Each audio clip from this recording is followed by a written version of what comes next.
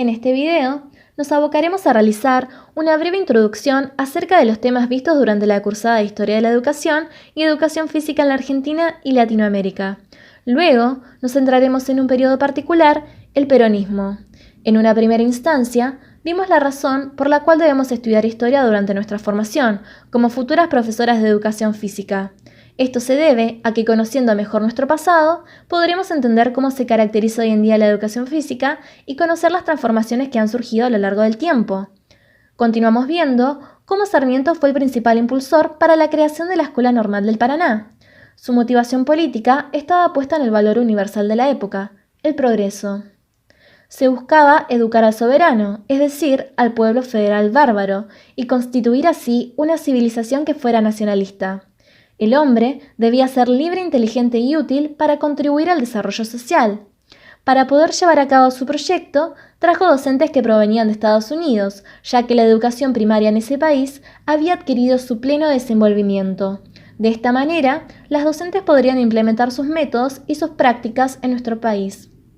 Prosiguiendo con la presidencia de Sarmiento, vimos un poco más en detalle la disputa que había entre unitarios, el partido político al que él pertenecía, y federales, quienes eran gauchos e indígenas. Teniendo en cuenta que su objetivo era civilizar a esas personas y que se había dado la inmigración en la Argentina, necesitaban un sistema educativo que llegara a todo el país para poder consolidar ciudadanos con un sentir nacional y de una sola lengua. Esto pudo cumplirse gracias a la Ley 1420, sancionada en el año 1884, ya bajo la presidencia de Roca, la cual generó que la educación sea obligatoria, gratuita y laica. En dicha normativa se podía ver la importancia del rol de la educación física, ya que promulgaba una educación integral, es decir, física, moral e intelectual. Cabe señalar que esta ley se encontraba estrechamente relacionada con los idearios de Sarmiento, es decir, con las concepciones higienista y militarista, las cuales apuntaban al desarrollo de cuerpos dóciles, disciplinados e higiénicos, y también cuerpos fuertes y vigorosos para la defensa de la nación. Una vez finalizada la etapa de Sarmiento, avanzamos hacia fines del siglo XIX, en el que se presentan dos posturas con respecto a la realidad pedagógica de la educación física. Por un lado, la militarista, la cual buscaba formar a los niños mediante una enseñanza que los preparara para defender la patria. Por otro lado, la postura pedagógico-científica intentaba que predominara el aspecto lúdico y los ejercicios libres. El principal inspirador de este último modelo fue Enrique Romero Brest. Vale aclarar que su propuesta sobre el tratamiento del cuerpo se basó en separar la feminidad y la masculinidad. Luego, vimos cómo se dio la llegada del gobernador Manuel Fresco en el año 1936, considerando el clima político imperante de la época, la década infame, donde el poder estaba en manos de los militares y de la Iglesia Católica. Fresco llevó a cabo la reforma educativa, la cual buscaba el perfeccionamiento integral del hombre, tanto espiritual como intelectual, acompañada de una educación patriótica, física, moral y religiosa. Años previos a la década infame, en el año 1916, comienza la etapa de los gobiernos radicales dirigidos por Irigoyen. En el año 1929 hubo una crisis económica mundial que afectó a las empresas ferroviarias y marítimas, y en 1930 estuvieron los golpes militares. Luego de esta breve introducción, nos centraremos en desarrollar el periodo peronista. Cuando Perón llega a instancias de poder, en el año 1943, comienza a otorgarles derechos a los ciudadanos desde la Secretaría de Trabajo y Previsión. Durante su primer mandato presidencial se produce un quiebre dentro de la ideología nacionalista conservadora, volviéndose una doctrina populista.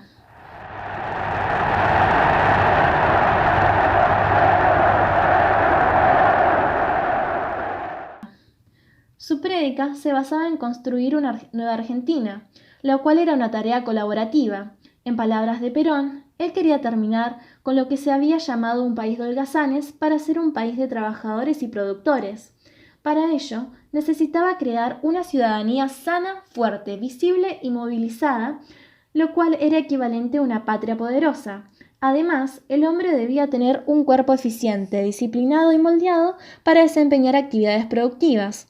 Por este motivo, en su discurso también enfatizaba que la formación integral de los individuos debía ser física, moral e intelectual, y que tal manera de impartir conocimiento tendría como resultado un cuerpo sano y vigoroso. Podemos concluir entonces que el deporte y la producción eran dos características centrales para dicho objetivo. El modelo peronista y sobre todo las reformas que efectuó dentro de la educación, además de la importancia que le confirió desde la política del Estado al deporte, deben comprenderse en el marco mundial del intervencionismo estatal como una vuelta de tuerca del régimen capitalista para superar el contexto de posguerra. Es por ello que se habla de una conversión del capitalismo liberal conservador en capitalismo keynesiano y se reestructura el Estado liberal de un Estado benefactor, el cual se caracteriza por la implementación de políticas sociales. La educación peronista se caracterizó por la extensión de la matrícula escolar hacia grandes masas de la población, particularmente en el nivel primario y la enseñanza técnica, como también en el nivel secundario y universitario. A su vez, se produjo un avance en la integración de los contenidos pedagógicos, con el desarrollo industrial y productivo del país. Esto fue posible gracias a un incremento económico destinado a la educación. Otra particularidad distintiva de este periodo fue el creciente interés en los aspectos asistenciales, económicos y sanitarios de los alumnos. Este gobierno mantuvo en un principio una alianza con la Iglesia, por lo que se incorporaron contenidos religiosos en la enseñanza general y se les dio subsidios a las escuelas privadas. En este punto, vale aclarar que el aparato escolar se resistió al aparato peronista para conservar su estructura tradicional y llevó a cabo acciones en defensa del laicismo y la autonomía universitaria. Ante dichas resistencias, el peronismo revirtió el proceso de secularización y pacto con la Iglesia Católica, enfatizando la formación técnica, la cual apoyaba a la clase obrera y la burguesía industrial. Es importante señalar que pese a todos los avances en relación al sistema educativo, el peronismo ejerció un fuerte control represivo sobre los docentes antiperonistas y estudiantes universitarios, radicales, comunistas y reformistas. Durante estos años se modificó la estructura de la edificación escolar y centró sus estrategias educativas de masas de acciones dirigidas a prácticas no escolarizadas, tanto como a acciones dentro del sistema de educación formal. Dentro de las primeras, podemos nombrar el accionar de la Fundación Eva Perón, la utilización de medios masivos de comunicación, la difusión del deporte y la promoción de ídolos profesionales. Concentrándonos más en el deporte, el peronismo jerarquizó la educación física como materia escolar, reemplazando la gimnasia por la práctica deportiva saludable. Este progresivo proceso de deportivización apuntaba al objetivo principal de Perón, el cual era, como dijimos anteriormente, crear una ciudadanía sana y fuerte. En los primeros años de su mandato, los profesores de educación física debían seguir estrictamente una planificación que se encontraba impresa en un librito celeste. Allí se encontraban las pautas de trabajo que tenían que seguir tanto ellos como los alumnos. Además, habían supervisores que solían asistir a las clases para verificar que se siguiera al pie de la letra lo que implicaba dicha planificación. Como hubieron varios profesores antiperonistas que no estaban de acuerdo con ese libro, Perón decidió eliminarlo. Es preciso decir que la expansión de las prácticas deportivas comienza recién en 1946. Al año siguiente se crea el Consejo Nacional de Educación Física, mediante un decreto.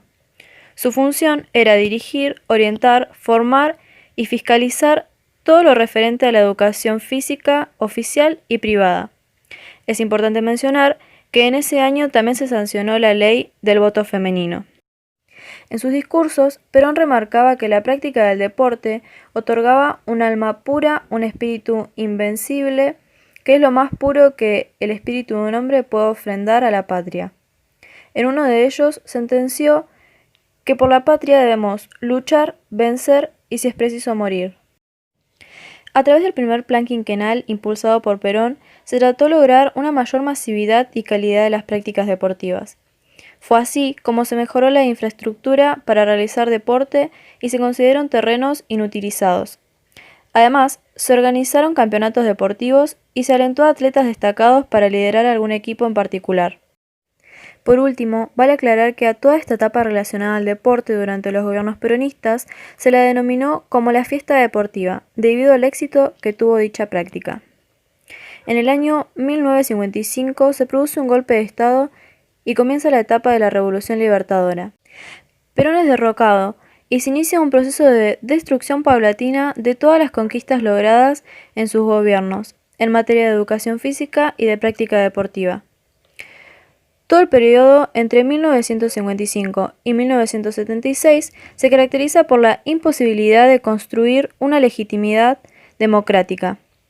Además, comienza a generarse un clima de inestabilidad política y se produce una crisis económica. Las Fuerzas Armadas asumen el rol de autoridad y se profundiza la crisis, dando fin al estado de bienestar en el año 1970. Se cierra el capitalismo keynesiano y comienza la etapa del neoliberalismo. En el año 1966 comienza el plan represivo liderado por Onganía, conocido como la Doctrina de Seguridad Nacional, y de 1976 al 1983 se da la dictadura militar, la cual se basó en un plan siniestro de tortura a todas aquellas personas que eran consideradas subversivas.